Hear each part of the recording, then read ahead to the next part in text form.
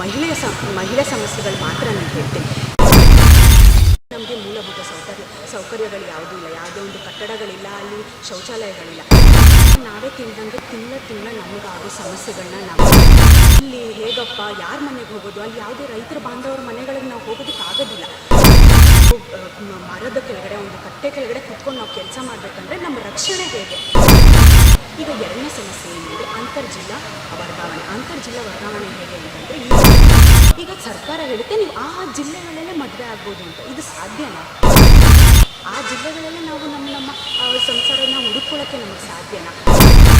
ಈಗ ಬೇರೆ ಜಿಲ್ಲೆಗಳೊಂದಿಗೆ ನಾವು ಮದುವೆಗಳಾಗಿದ್ದೀವಿ, 8 ವರ್ಷ ಆದರೂ ನಾವು ಇಲ್ಲೇ ಇದ್ದೀವಿ ಸರ್. ನಮ್ಮ ಕುಟುಂಬದ ಜೊತೆ ನಾವಿಲ್ಲ.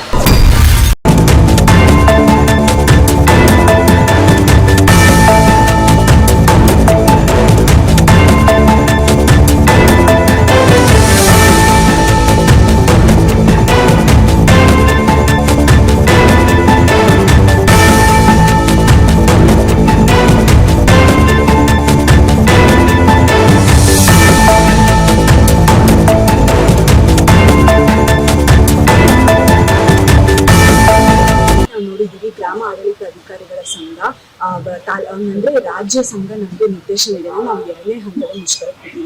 ನಾವು ಯಾಕೆ 2ನೇ ಹಂತದ ಮುಷ್ಕರಕ್ಕೆ ಕೂತಿದ್ದೀವಿ ಅಂತಂದ್ರೆ ನಾವು ಈಗಾಗಲೇ 6 ತಿಂಗಳ ಮುಂಚೆ ನಾವು ಏನೇನು ನಮ್ಮ ಬೇಡಿಕೆಗಳನ್ನ ಇತ್ತು ಅದು ಯಾವುದೂ ಈಡೇರಿಲ್ಲ. ಈಗ ನಾವು ನೋಡೋದಾದ್ರೆ ನಾನು ಮಹಿಳೆ ಸಮಸ್ಯೆಗಳು ಮಾತ್ರ ನಾನು ಹೇಳ್ತೇನೆ.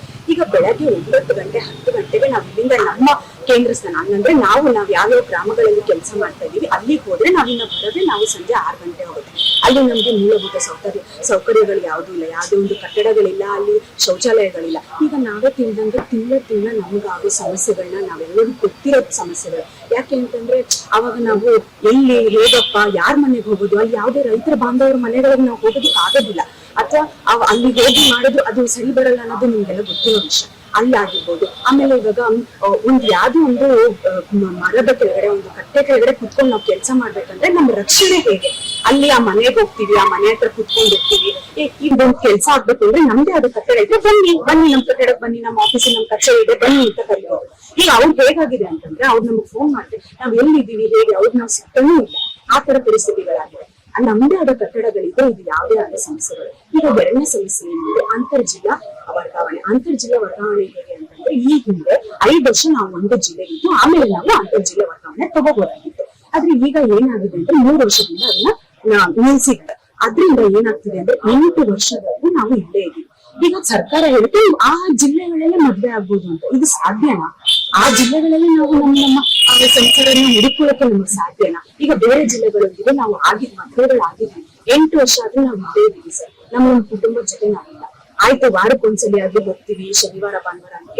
ಇವರು ರ್ಯಾಂಕಿಂಗ್ ಗಳು ಕೇಳ್ತಾರೆ. ರ್ಯಾಂಕಿಂಗ್ ಗಳು ಹೆಂಗೆ ಅಂದ್ರೆ ನಾವು ರಜದಿಂದ ಬಂದು ಆ ತರ ರ್ಯಾಂಕಿಂಗ್ ಗಳನ್ನ ಕೇಳ್ತಾ ಇದ್ದಾರೆ. ಅದ್ರಿಂದ ಏನಂದ್ರೆ ಒಳ್ಳೆ ದೂರಗಳಿರೋದ್ರಿಂದ ಅಲ್ಲೇ ಹೋಗಿ ನಾವು ಇರೋದಕ್ಕೆ ಈ ತರ ಹಲವಾರು ಸಮಸ್ಯೆಗಳಿದೆ ಸರ್. ಇಲ್ಲಿವರೆಗೂ ಬಂದು ಸಹ ಏನು ಕೇಳ್ತಾ ಇಲ್ಲ. ಆಮೇಲೆ ನಮ್ದೇ ಆದ ಸ್ವಂತ ಮೊಬೈಲ್ಗಳಲ್ಲಿ ನಾವು 20 ಆಪ್ಗಳನ್ನ ಯೂಸ್ ಮಾಡ್ಕೊಂಡು ಕೆಲಸ ಮಾಡ್ಬೇಕು ಅಂತಂದ್ರೆ ನಾವು ಸರ್ಕಾರ ನಮ್ಗೆ ಸಂಬಳ ಕೊಡ್ತಿದೆ, ನಾವಿಲ್ಲ ಅಂತ ಹೇಳ್ತೇವೆ. ಸರ್ಕಾರದ ಸಂಬಳನ ನಾವು ಉಪಯೋಗಿಸ್ಕೊಂಡು ಮಾಡಿದ್ರೆ ನಮ್ಮ ವೈಯಕ್ತಿಕವಾಗಿ ಸಂಬಳ ಅಂತ ಏನಂತ ಕೊಡ್ತಾ ಇದ್ದಾರೆ ಅವರು?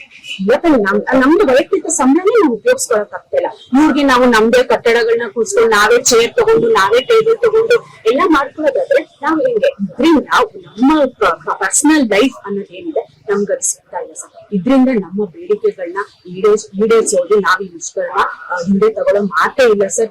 ಏನೇ ಆಗ್ಲಿ ಇದುವರೆಗೂ ಅಮಾನತ್ ಮಾಡಿರೋರ್ನೇ ಆಗ್ಲಿ ಆ ಅಮಾನತ್ನೆಲ್ಲ ನಾವು ಅವ್ರು ವಾಪಸ್ ತಗೊಳ್ಳೋವರೆಗೂ, ಆಮೇಲೆ ಮುಂದೆ ಇದೇ ನಮಗೆ ಸೌಕರ್ಯಗಳನ್ನ ಕೊಡೋವರೆಗೂ ನಾವ್ ಎಷ್ಟು ಬೇಡಿಕೆಗಳನ್ನ ಕೊಟ್ಟಿದೀವಿ ಅದನ್ನ ಈಡೇರಿಸೋರ್ಗು ನಾವಂತೂ ಮುಷ್ಕರನ ಹಿಂದೆ ತಗೊಳ್ಳೋದು. ಹಲವಾರು ಸಮಸ್ಯೆಗಳು ಇಟ್ಕೊಂಡ್ವಿ. ಆಲ್ರೆಡಿ ಮೇಲಧಿಕಾರಿಗಳಲ್ಲಿ ಲೇಡೀಸ್ಗಳು ಇರ್ತಾರೆ, ಬಟ್ ಅವರ ಗಮನಕ್ಕೆ ತಂದಿಲ್ಲ ಮೇಡಮ್ ಈ ರೀತಿ ಸಮಸ್ಯೆ. ಮೇಲಧಿಕಾರಿಗಳಿಗೆ ಅವ್ರದೇ ಆದ ಕಚೇರಿಗಳಿದೆ ಸರ್. ಈಗ ನೀವೇ ನೋಡಿದ್ರೆ ತಾಲೂಕು ಕಚೇರಿ ಇದೆ, ಅಲ್ಲಿ ತಹಶೀಲ್ದಾರ್ ಇದಾರೆ, ಅವ್ರ SJ-ಗಳಿವೆ, FD-ಗಳಿದೆ. ಅದೇ ನೀವ್ ಎಲ್ಲಾದ್ರೂ ಗ್ರಾಮ ಆಡಳಿತ ಅಧಿಕಾರಿಗಳ ಕಚೇರಿ ಅಂತ ನೋಡಿದೀರಾ?